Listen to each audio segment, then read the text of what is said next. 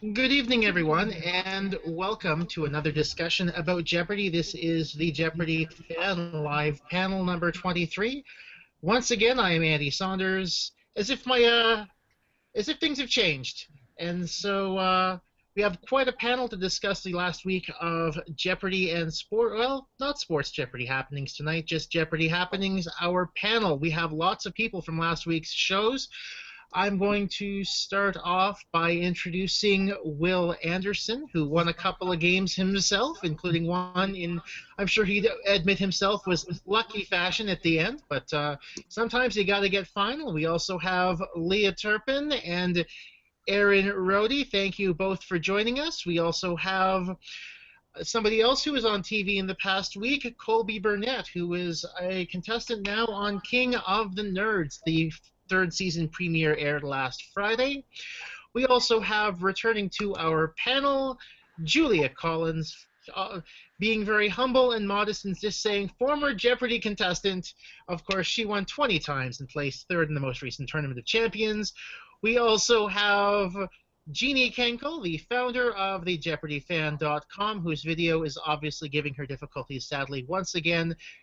And finally, if you've been around J-Board, you will know this guy, Mark Barrett. Thank you for finally being able to join us, Mark. In fact, you may not know this, but Mark was a contestant, a one-time champion back in September of 2005. So lots of experience on our panel this evening. I'd like to start off by talking about King of the Nerds. Once again, Colby was on this past Friday night for the beginning of Season 3. He is one of 12 contestants, by the way. That airs Friday nights at 9 on TBS. So, Colby, one episode down, you are still in the game. How does that feel? Well, I mean, it feels great that I managed to avoid being voted out immediately. Basically, I enjoyed having a background that, oh, this guy knows everything, and I know almost diddly about anime, and didn't tell anybody that, and therefore avoided my immediate destruction. So it was awesome. That's pretty much what it came down to. So it's all right. It's a cute little show. Mm-hmm. So let's see. Thinking about after having watched the first episode myself, of the three judges of your Rube Goldberg machines, which of the three judges were you most excited to see? Well, I'm going to have to go with Danica McKellar because I had no idea who the other two were when they walked in. And it was a thing where I actually did get somewhat up in arms. You're like, oh yeah, like it's Winnie Cooper. No, it's the actress who portrays Winnie Cooper. Like, Denzel Washington walks in a room and like goes like, that's Alonzo Harris or that's Malcolm X. Like, seems a bit ridiculous. So. It was, and I guess given my background, it's that I'm not easily starstruck, so but it was really nice to be there, even though it didn't really work out for my team.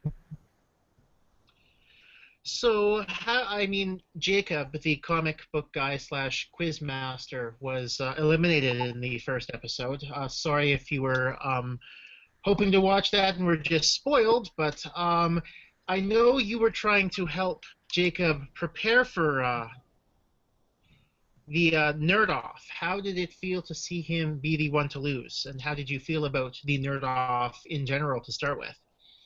Oh, I mean, it was, and a lot of what happened is it's like, okay, so Jeopardy, you get, a few dozen questions to prove yourself. And here, well, they got 5. Only 5 because they both missed one, and that determined their entire future on the show. And some of them were really easy, and some of them were super specific.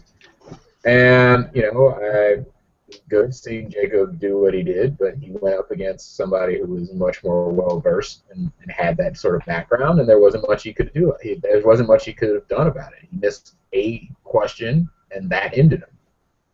So. Mostly, I was just glad it wasn't me. That's a very fair point. I think a lot of us were glad it wasn't you.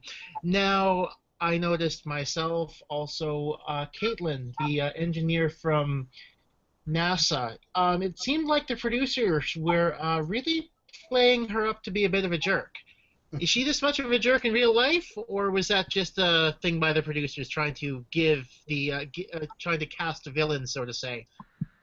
So I will say that every show like this, it does help when there is a villain, and it's just that you might seem cold or distant or particularly focused on the game aspect and not the human aspect, but that's just the kind of person that she is. And I always felt that, and certainly my students, they came up to me and like they'd seen the show over the weekend and they're saying, I can't believe like I hate her, and it's just like she pretty much single-handedly willed her team to victory by how focused and how you know how her background helped her Mhm. do what she had to do in that particular project. So yeah, I don't have any problems with it. So once again, That's quite nice of you to say.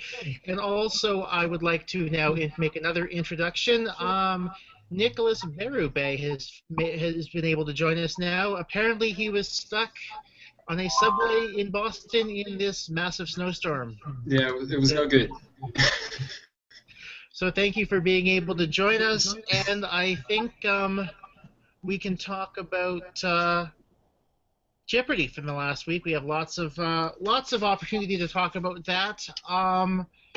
So let's see, where can we get started? It was quite an eventful week. We almost had our first tiebreaker in regular play. To we came very close to needing a tiebreaker, but that did not happen because Will's second victory on Thursday managed to keep us from that. What was your thought process, Will, on that final candy question?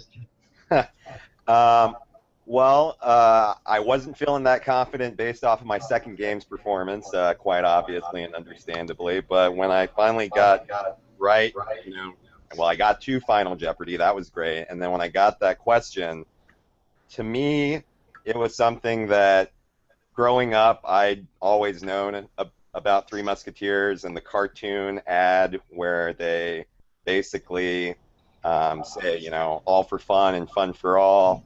And, combine that with the fleur-de-lis, I felt like, to me and, someone, with my childhood, it seemed like a no-brainer for me.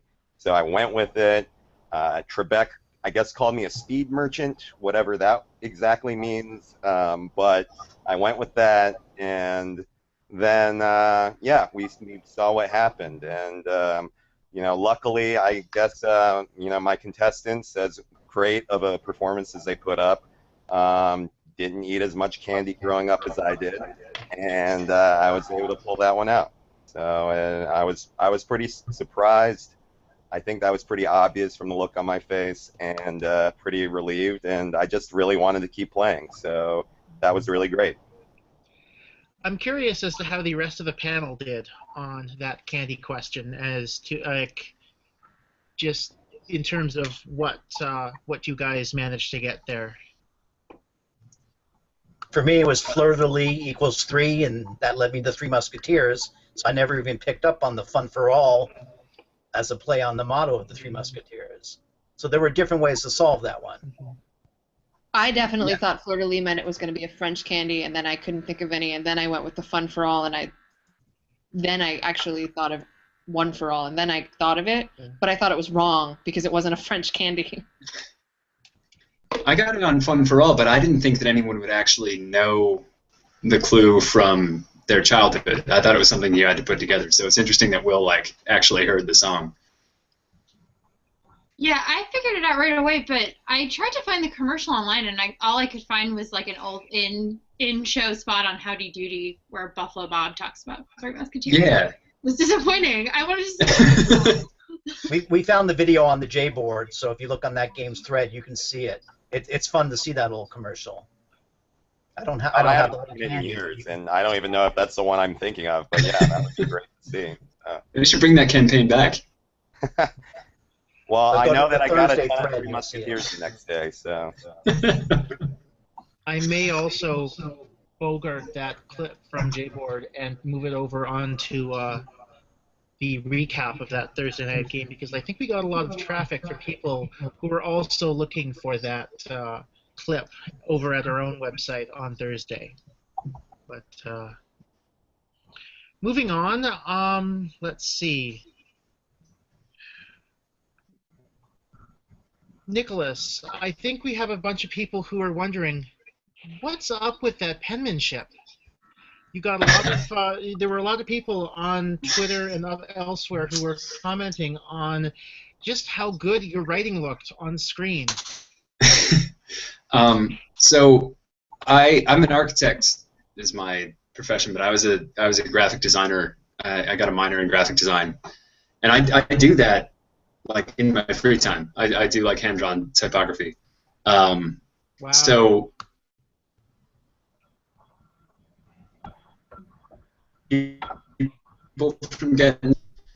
So I asked the producers beforehand if I could like have an extra 30 seconds and do something fancy, and they were like, "Yeah, go for it, great." So so I did, and the first one was a little bit rushed, but I said to myself that if I happened to win a game, I would just do a different one each time. And I didn't.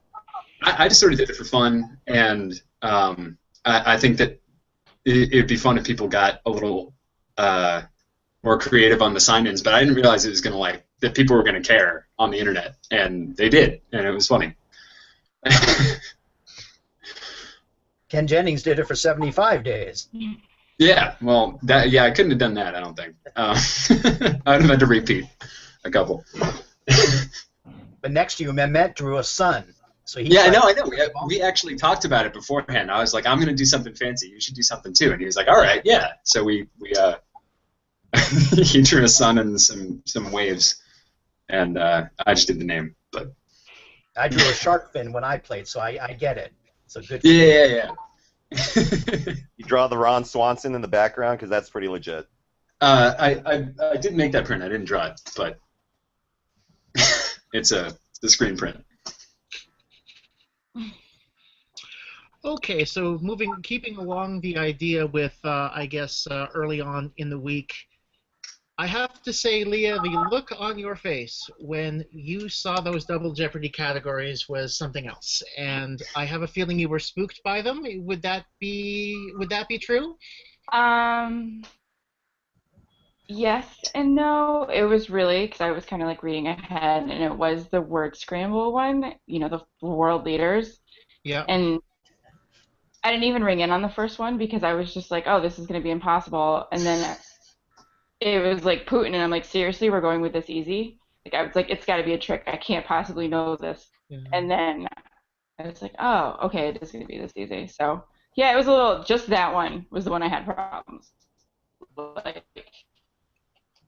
Okay, so can you talk us through your? Could you talk us through your daily double wagers that you had a bit then?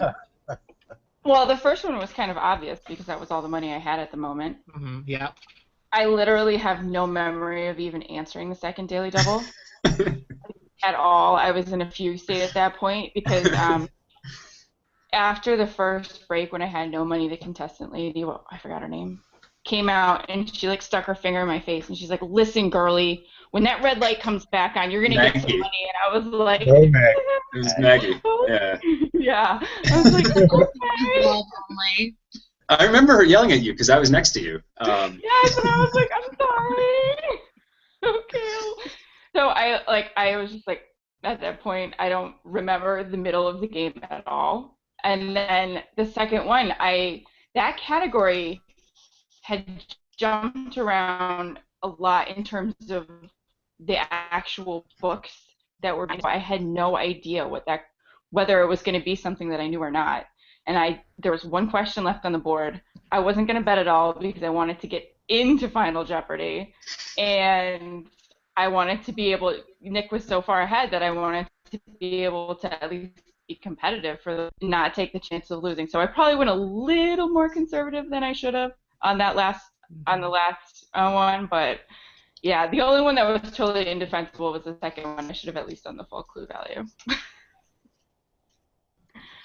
I'm not sure if you were. I'm not sure if you heard or have or watched the final wager from your show, Leah. But if you haven't, I would recommend not. He was mad at you. Yeah, Keith was mad at you. A lot of people. So I got called a wimp a lot and timid as well, and a lot of other things. I did not get called fat or ugly, as far as I know. So I think I'm winning the internet. I think you made the Jeopardy Hotties Tumblr, actually. Leah, I can confirm that you are on the Jeopardy Hotties Tumblr. Yeah. I did not even know that was a thing. And It's a thing. Oh, it's a thing. Yeah. Oh yeah, it's the best. In fact, I think Highlight for me. I have friends who and I are all on it. Yeah, I think it's Leah, Nick, and myself currently tailoring up the Jeopardy Hotties right now. Oh, no. No offense, guys. No offense to anybody else. It was not a title I picked. It was bestowed upon me. So. No. I have to give all due credit to the makeup ladies because Absolutely. I think the thing I took away most from being on Jeopardy was that I have been using the entirely wrong color eyebrow pencil my entire life. She's doing my makeup. Yeah. It's amazing. I was like, I wish I looked like this all the time. Oh yeah, Julia. That's right. Of course, Julia Collins is also a Jeopardy hottie. So there you go. Yeah, that was. They updated so sporadically, but I was really excited about that. I had never had makeup before in my life, ever. So that was like, I kept like flinching when and I felt terrible because I think I was like the worst makeup, candidate in the world. But it was it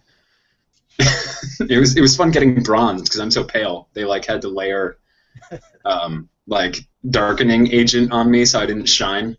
Well, they also say so you don't look like Casper the Friendly Ghost next to Alex. Oh, I would have, yeah.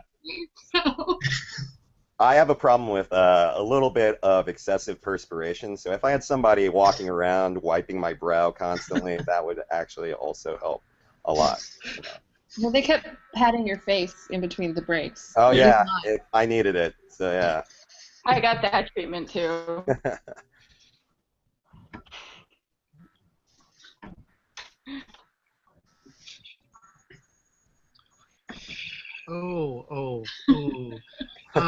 Yeah, Jeannie's still having audio issues, but I'm going to pass along what she just said. She just said to the group in chat, I was proud when they told me that I was born to be in that chair. Now that I think about it, I hope that didn't mean I really needed makeup badly. And I just want to say, Jeannie, I highly doubt that was the case. So don't worry about that. My own notes. Let's see. I know we were hoping to get Jordan from last week's Sports Jeopardy on, but my notes said that if anyone had watched last week's Sports Jeopardy, it seems like the writers of Jeopardy seem to enjoy their own version of what Colby said was the binary screw. And they certainly had one, at least in my opinion, on Sports Jeopardy, in terms of there was in the Own My Own Restaurant category, in terms of Billy Sims versus Barry Sanders.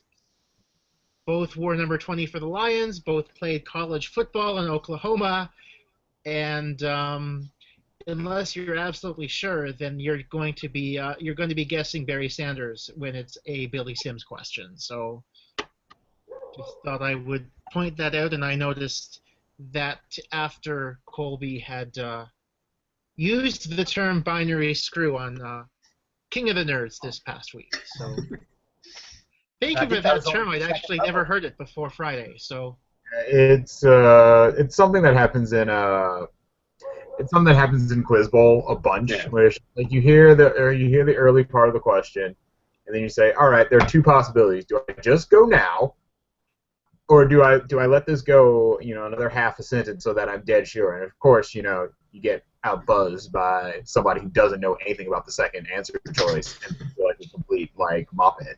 So, it's like, it's either King Kong or Godzilla. The other two are there's no Cthulhu star on the Walk of Fame. At least. I hope that Final Jeopardy someday is Cthulhu. I'm waiting for that show. Mm-hmm. I was also hoping Jordan was going to be here because I was going to see if he knew who the other person was who is in both the Canadian and American football halls of fame. His final Sports Jeopardy had to do with the first one, and I was wondering if he knew the second. Is it Doug Flutie? No, it is not Doug Flutie. Warren Moon? It is Warren Moon, yes. Warren Moon, yes. I thought Also Vikings, just like Bud Grant. Mm-hmm. So Minnesota. the winner of that sports episode, John, he was on Undercover Boss. Really? Yeah, for Johnny Rockets. So he's had his TV time and online time. You were going to say something, Aaron, I think? Oh, when he said Vikings, I was just saying Minnesota is just Canada South anyway, so it makes sense. Mm-hmm. They're getting a new football stadium for the Vikings. Going to have a glass dome, but the animal the rights hexagon? people don't want the birds to crash into it. It's going to cost an extra $60 million to fix it. Well, And what was wrong with the Metrodome, but the Metrodome was a fun spot to watch a game. I will give it that much. Let's see my own notes. Now back to Thursday. It felt to me like the board that day was filled with rather cutesy kind of clues. I mean, the Final Jeopardy for one. The As I Lay Dying Daily Double felt very cutesy to me as well. I know they gave the clue. Let's see. As William Faulkner sat writing, it felt to me as though it just screamed for if you know that As I Lay Dying exists, that becomes a very easy question. Did it seem to you guys that there was a lot of cutesy stuff on Thursday's show? I would have just been happy getting a chance at a daily double, to be quite honest, on Thursday and on Wednesday and on Friday. But I that was when the cutesy stuff was when it was the most frustrating. So. That's right. 3 games. You did not play any daily doubles. I did not. I played 3 games. I was 0 for 9. I didn't realize you were 0 for 9 too, Will. Yeah, I was bitter about that. That's the way the cookie crumbles. But Leah stole all my daily doubles, man. I wasn't That's the even 0 for 8 for Will, for because they them. didn't find one of them. I was looking for him too. But Yes. yeah. We didn't I'm even pretty get sure all on the Wednesday game it was in the French category, which I wasn't going to touch because I don't know any French. Speaking of daily doubles, Aaron, I know. Can you walk us through your thought process on the daily double you got to play at the? Yeah, I screwed it up. I was like cotton. I don't know that I know that much about cotton, which was silly because I actually knew chinos but didn't ring in because I thought that seemed too easy to be the $2,000 question. And so when I think it was the $1,600 question, I was like, I don't think I know anything about cotton. This is very random. I'm just gonna go with 2,000. And then as soon as it was like Dorothy Gale checkered pattern or something like that, I was like, oh my god, this is. I don't know if that was like really obvious or what. I was just like, obviously this is something that's right in my wheelhouse. Because actually, as I think about it, I used to make dresses. I've like spent time in a fabric shop. Like, of course I know more about cotton than I think I know. And I really should have bet it all or a lot more than I did and tried to catch Will. I just for some reason was like, cotton, all I could think of was, I think because the way the categories were laid out, is I was thinking like cotton farming somehow was going to be the topic. Because they were all laid out in that game to be sort of Civil War related, even though there were actually no Civil War questions anywhere. It was like the blue and the gray and cotton and Gone with the Wind and et cetera. And I screwed up. I should have bet more. Which I think was very evident in my face, according to the internet. Welcome to the club. Yeah. Yeah, that Civil War category, growing up in Atlanta kind of perturbed me when I wound up speaking too soon on one and buzzing in saying Savannah River, thinking they were asking for which Georgia River, when in reality they were wanting Ironsides or ironclad for the kind of vessel that was sunk in said Georgia River. And then on top of that, having Savannah River actually being the response to an answer, a clue later on too. So that was tough on Thursday. Yeah, well, on Wednesday there weren't actually any Civil War questions, unless you consider. I'm Gone looking with at the it myself, Now, and was that Wednesday or Thursday? I think I said Thursday. Yeah, Thursday. But Wednesday was the day that all the categories seemed to be sort of about the Civil War, but not really. It was Yeah, like it was blue, blue and Maybe I red, might have it misspoken. was like blue cheese and other stuff, and cotton is king. And I know the Civil War. I was hoping that would be Final Jeopardy instead of fiction, which was a little too broad. Let's see where that was at. yeah, I mean, it was a. Oh, it's I a didn't Ships get- Don't Lie. That was the where one was it, Okay. and then another one had a answer for the Savannah River afterwards too, or Savannah. Yes. That was like about a Revolutionary War. American Revolution. You're right. Yeah. You're right. My bad. I misspoke on that one. For Friday. I mean, that's such a big part of the game, is not psyching yourself out when you see the categories or you see one clue you don't know. You have to just kind of keep your head in the game and not be afraid of anything. Spoken Yeah. like a true champion, Julia. I was about to say, Why I was thinking the not? same thing, but it carries so much more weight coming from Julia Collins, that's for sure. So I got a category in my first game called Super Bowlers, and I was really, really excited to get a football category. And it turned out to be about bowling, and I was so mad that it was about bowling that I kept asking. So I kept selecting those clues, just like this one's gonna be about football, and I was really mad the whole time. And all those, I think they were all triple stumpers. Well, Martin Luther wasn't, but Oh, I got right. I got Martin Luther. everything else was. And then, but there was like Heckler, yeah. Yep. And Earl Anthony and the American Bowling Congress and Sometimes the producers will give you a hard time if you keep going back to a category you clearly don't know the answers to the responses for. I was like, clearly on the fourth question it'll be about football and not bowling. yeah. Not true. I remember, let's see, again back from the 2005 era. I don't know if anyone remembers or knows of James Quintong, but he wrote for Sports Illustrated at the time, and I remember one of his colleagues wrote up the game, and they kept on going. James kept on going back to the Barry Manilow category, and I think they went over. That category had 5 triple stumpers in it. That's so sad. And it was because they wrote the category too difficult, and it sounded as though the Sports Illustrated writers made fun of him for going back to the category the whole time, but they also considered it kind of playing defense, especially when holding on to a late lead. So I guess your mileage may vary on that one, but let's see. I do have a question here for Will, actually, from Barbara from South Carolina. Okay. Now, it seemed to Barbara that you appeared to bounce around the board and almost kind of, I'm not sure, it was described to me as bet for the tie. Would you say you took a page out of Arthur Chu's playbook for that one?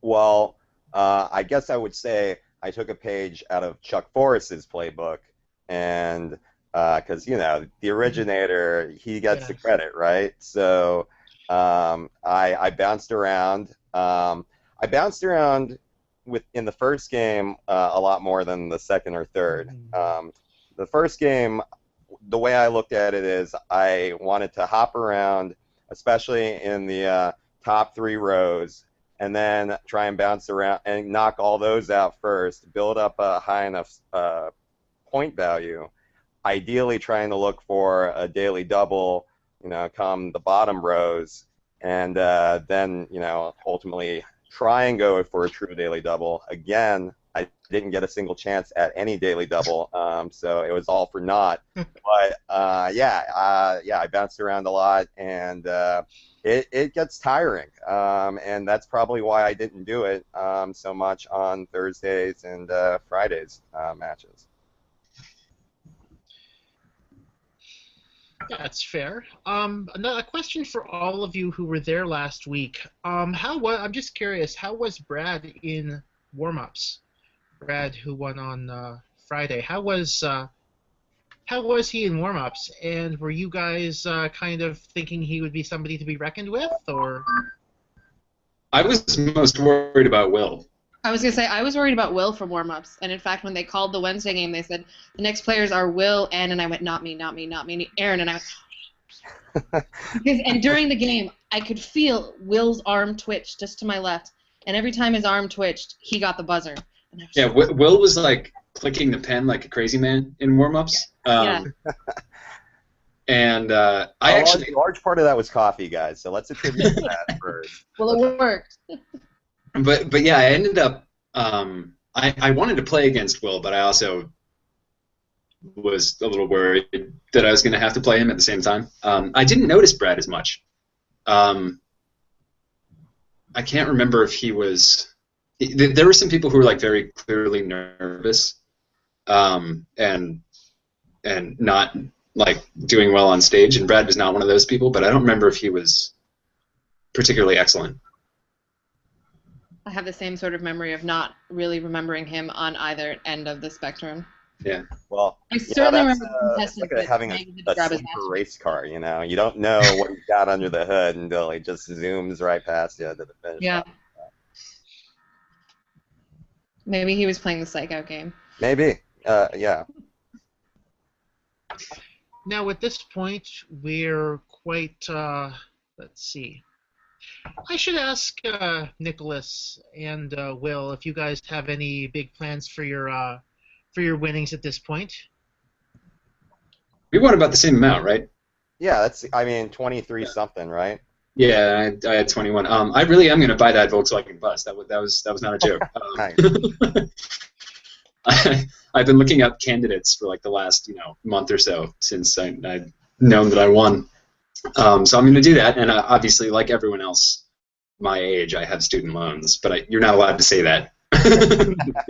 So, it's going to be like half and half. It's going to be half loans, half bus. Yeah, I got a little bit of debt left. Luckily, I've been really diligent about student loans, and I didn't do any post-grad work, so I didn't have to rack up any of that either. So once I get that done, maybe, ideally, I always wanted to go on a cross-country bike ride.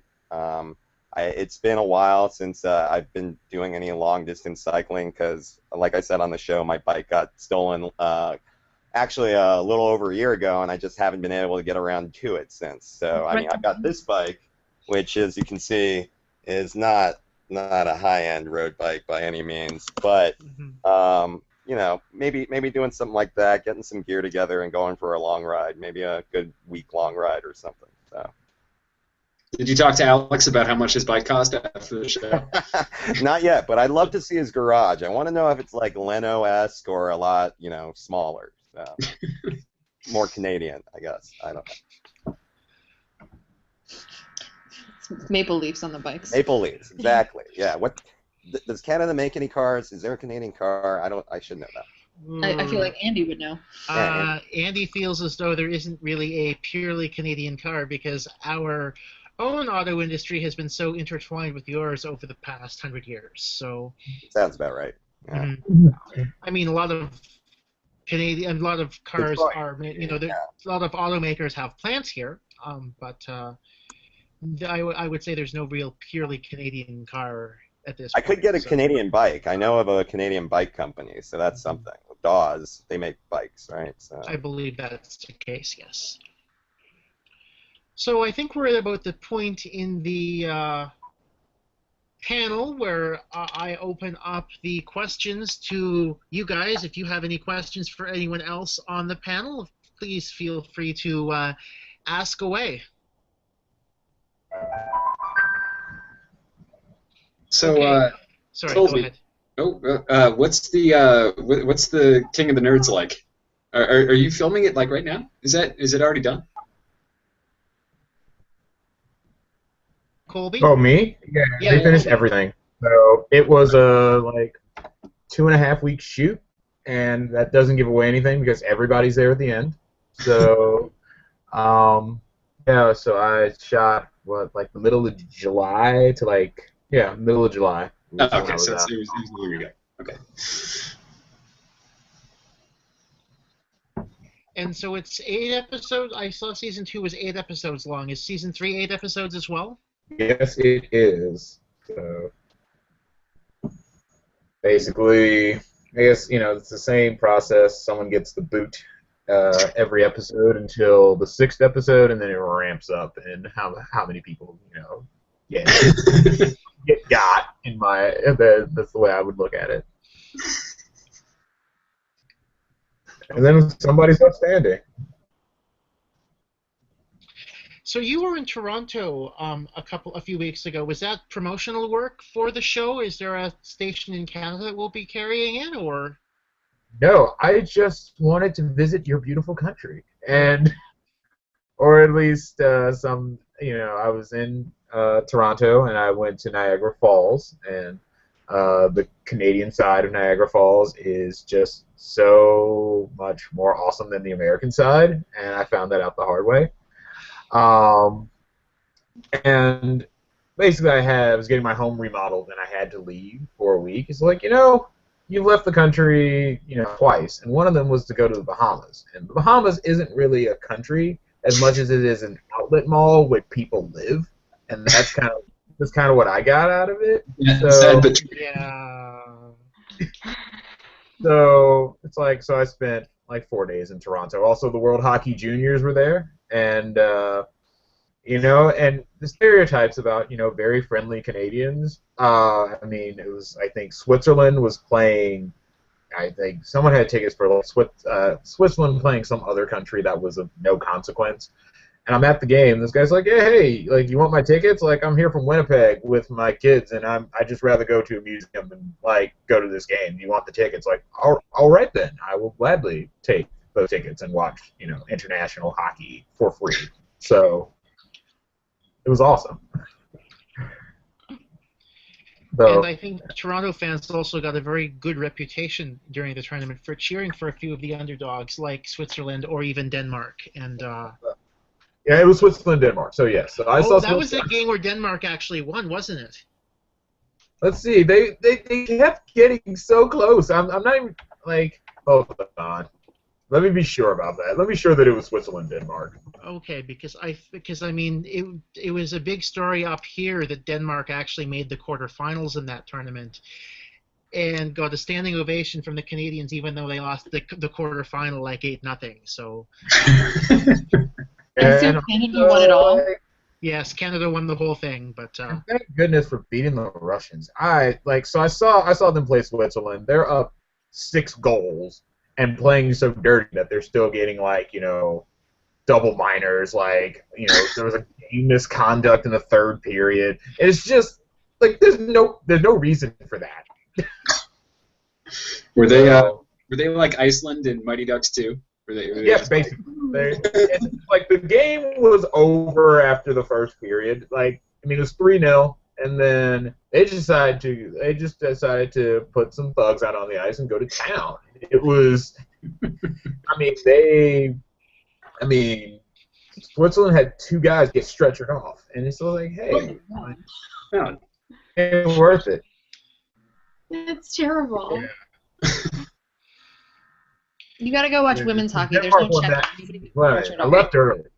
Denmark won that shootout, so that's what happened. Okay. Mm-hmm. Yes, Denmark won that shootout and ended up. That was their first ever win in the World Junior Tournament in their country's history, and so that was quite a big deal for them. They're clearly the minnows of that group, and just good guys, and the thing is, the Russians, they're all Von Draco, so they all look, they look like, full-grown men. They don't look like, they're a bunch of 19, 20-year-olds. So, yeah, so I went from that to watching that. But yeah, I'm just so like I'm sad that America had to, lose to Russia, but I'm happy you guys knocked them out on your own turf. So does anyone else have any other questions at this point? Colby, what's your favorite cheese, and how many times do you get that question? I've never. So I'm total not foodie, so that is inconsequential, and I'm not a huge fan of Colby cheese, as a matter of fact.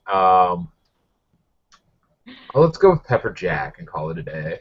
And yeah, it is one of those things where like when I was a kid, and even as I introduce myself to people, as an adult, it's like Colby, it's like the cheese, like yeah, like we're just gonna deal with that and not talk about it again. Well, Colby, I might get a couple of double takes when I say my name is Will Anderson, but then they hear my voice and it makes sense to them. So. No worries. But yeah.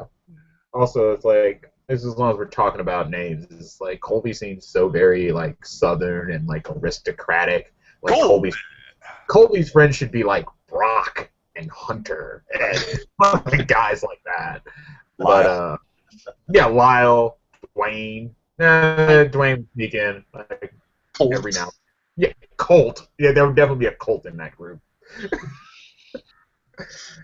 But hey, my family's only 2 generations removed from Mississippi, so these things just get filtered.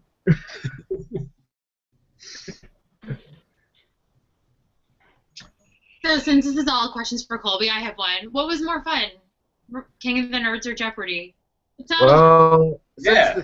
The prize package for King of the Nerds was $100,000, and no matter if I won or not, I definitely it was much more financially rewarding to do Jeopardy. And I was in like an air-conditioned studio just answering questions for a half hour at a time. That was awesome.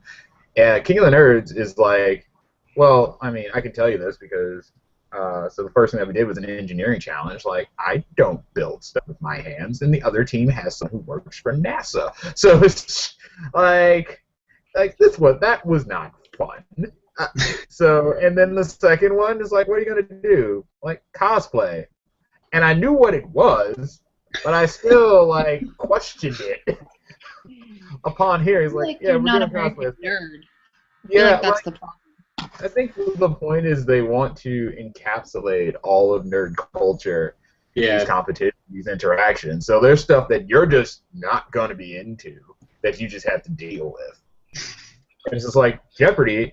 I can't go on Jeopardy and not like trivia. Like that's not a thing. But here it's just like, yeah, are you an engineering nerd? No. Are you into cosplay? No. Go ask me about like Henry VIII's wives, and I will just knock it out of the park. But yeah, that's not what they were going for. So, did you have more fun with the other people? I'd say, well, it was. I mean, clearly, like, we're all in the same area, so there's an element of Stockholm Syndrome that, like, we have to love each other and hate each other simultaneously. And, I mean, it was a lot more social because, like, hey, like, we play a game and, like, one of us goes, like, we play a game, there's 3 of us, we get asked a series of questions, we all do the same thing, then we go home. And here, it's just like, well, now when people get voted into these... voted in and possibly get booted out of the game, and you have to make a decision. Like the first episode, both teams, like I was the only person that was mentioned by both teams. Like, we need to go at this guy, and it's just like, all right then, so like let's step up that social game, or not. You'll have to watch the show to see how I handle that. I think I would probably do about as well as you would have, at least in terms of engineering and cosplay. So, yeah, that was just, just put yourself out there, hope it goes okay. But yeah. I mean, I know plenty of cosplay nerds, but Yeah, I've never done it. I've never done that myself. That's for sure. So And also, like, since this is a challenge, like people who are into cosplay, who are good at it, they put in, hours and hours of preparation, and they're just like, all right, so you got to go do cosplay and like do it now. Like, okay, all right, make this work. hmm So, Julia, what are you doing right now, or how has your day-to-day changed since becoming the second greatest Jeopardy champion of all time? Gosh, well, so that happened almost a year ago, so it's been a long time now. I mean, I was taping, well, this time last year I was on a break from taping because they were filming some of Battle of the Decades, but, it's been kind of a long time, but I still don't have a job, so that's something that hasn't changed. What would you want to do? What do you want to do? That's the big question, so, Sure. yeah, I don't know. So I'm enjoying not working. Yeah, I've been spending a lot of time with family, so. Write a book. It is an option. You have a good story. I have a follow-up question for you on Will's, which is I got recognized on the street for like the first time in my life the other day, and it freaked me out. Someone was like, "You're Nicholas the Jeopardy boy," and I won 2 games. You won 10 times as many. So I'm sure that's happened to you a million times. How do you like? Does it blow your mind when people like know who you are?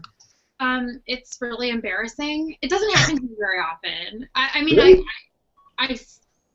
yeah, it doesn't happen to me too often. It happened to me twice on Saturday. This we were talking about before we started. This woman who also knows Colby, and then these other people. But I don't know. People are being like nice, and so you want to be nice back. But I really would prefer that it didn't happen at all. It's weird.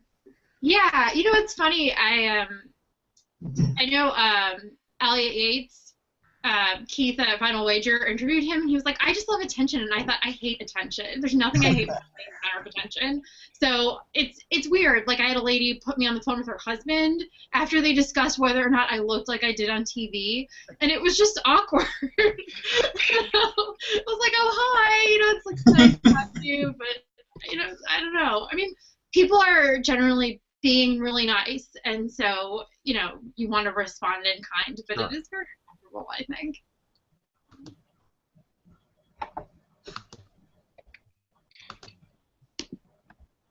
I'm going to ask all of you who've been on the show recently, do you get people propositioning you? Oh. What? wait, On Twitter. Anywhere. On Twitter, in real life. Do people Like in send you life fan related to mail? Jeopardy, or just in life in general? Because In there's ge- this in life because of Jeopardy. Because of Jeopardy. well, I had no. some joking ones on Twitter. I didn't even know really what Twitter was until like a week ago. I had never even attempted to use it, and I made myself a Twitter handle, and my friends kept sending me like searches of my name. I got several like joking propositions from like 17-year-old girls, but yeah, no, they were there. It was silly. They were joking. Well, if I remember correctly, well, You got some too, Will. well, my girlfriend, not my wife, Alex, who he accidentally might have said my wife on Friday, but my girlfriend found on Twitter a few different things. One of which she was quite proud of. Some woman, probably whomever nominated me for Jeopardy Hotties or whatever, said that whoever won Jeopardy tonight was, quote, damn fine as hell, and that she was setting her alarm on her phone to watch next week, or the next day. So that was something right there. And then some guy on Twitter said that, I guess he was from Atlanta, because he said that he knew I wasn't gay because he hadn't slept with me in Atlanta. So that was another thing that I guess qualifies within those two. So yeah, my girlfriend's quite proud that apparently she snagged a Jeopardy hottie, and I'm sorry to those who happen to be in the gay community, but I am taken by a lovely lady. So there you go. My 2 favorites of mine, one was about the fonts I used. This guy like took a screen grab and put it on Twitter and said, "What font is that, Nick? Times New Kill Your Parents?" And then like an angry face. It was amazing. And then one girl put a still of me up there and was like, "Nicholas from Jeopardy is the new Alex from Target," and hashtagged it and like retweeted it to all her friends. And I was like, no, Alex from Target, no, please. But you could get on the Ellen Show. Oh God, no. Shut up! Don't say anymore. Oh, Nick, how'd that whole Iggy Azalea Banks thing shake out? By the way. Oh, that's ridiculous. That's why I made a Twitter handle, because I knew that like a very small vocal segment of the internet was gonna get really mad about that. And then you made Gawker. Well, I made a whole lot of things. I was on Time. I mean, Time, like, you know, like their 22-year-old intern, like, posted it to their entertainment section, and nobody saw it. See that? What's up? Us Weekly? At least Oh, yeah. I was actually most proud of Us Weekly. That's awesome. That was hilarious. Yeah, so I attempted to preempt Twitter backlash by getting on there and apologizing, which I guess I mostly did. But yeah, I had like crazy people who were like, I didn't know they existed, but like partisans, like Iggy Azalea partisans, like accosting me about why I didn't know who she was, and I really didn't know who she was. I know who Azalea Banks is. I did not know who Iggy Azalea was. So I just told them all that I'm old. Like I look way younger than I am. I'm 28. I don't know who anybody is anymore. Oh, so.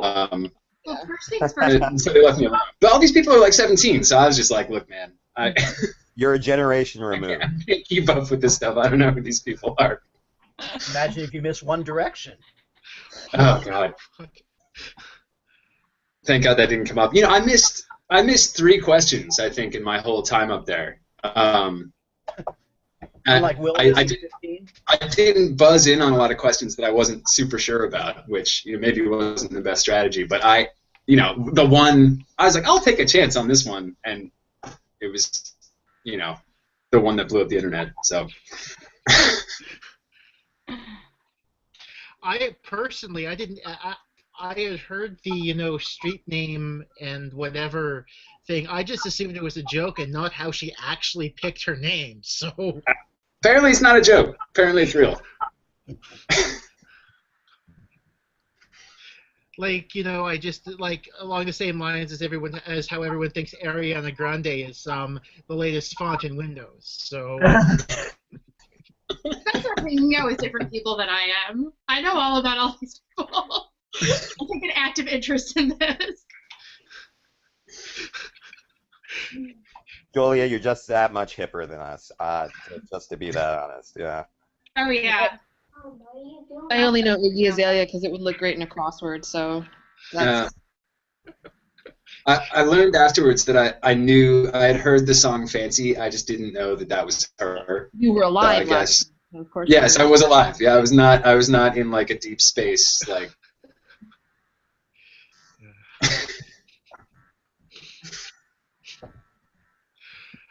okay. Oh man, I hope none of the viewers we had were completely offended by that last exchange where I was making fun of so many people. But okay, I think we're at about the point where I think we're good to say say goodbye and log off for another evening. So I'd like to thank all of you for coming out. Can I just and get one thing in? discussing.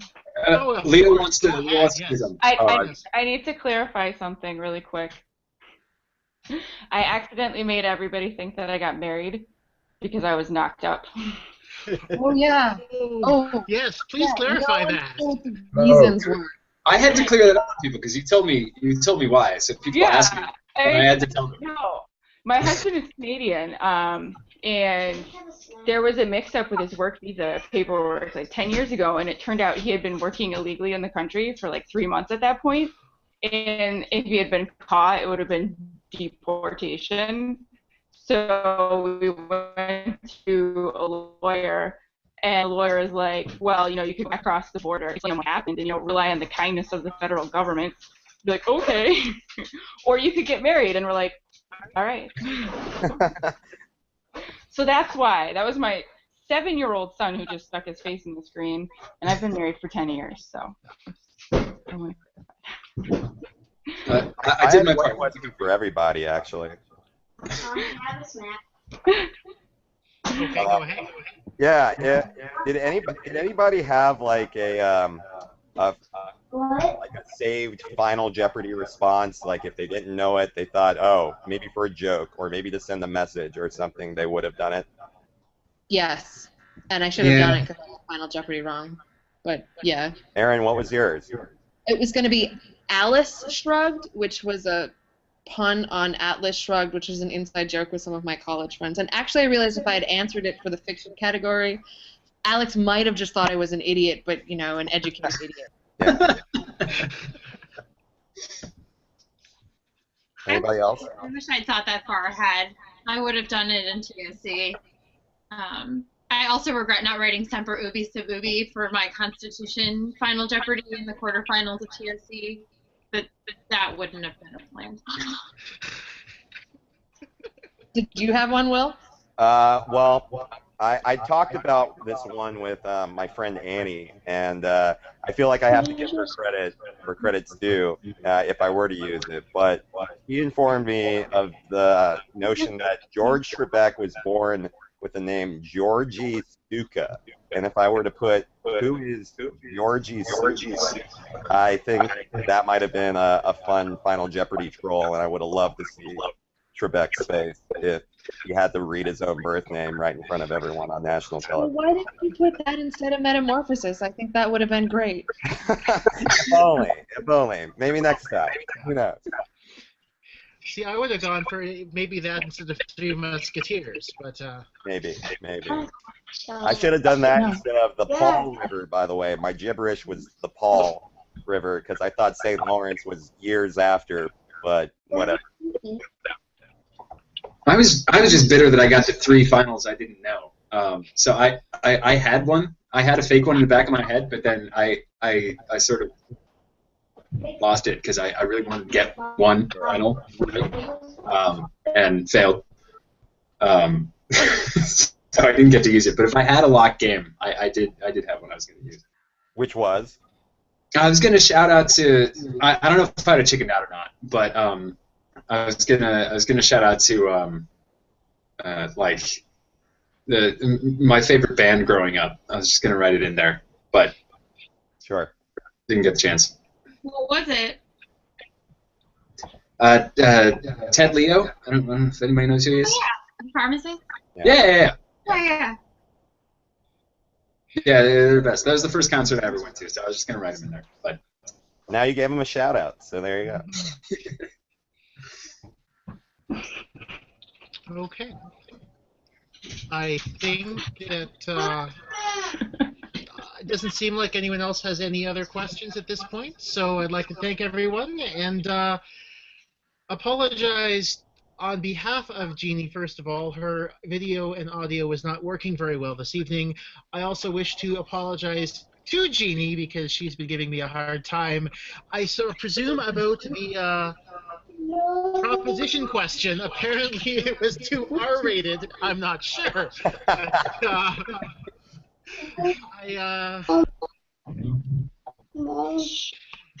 In any case, I'd like to thank everyone for coming out tonight and joining us. Thanks once again, William, Nick, Mark, Leah, and her 7-year-old.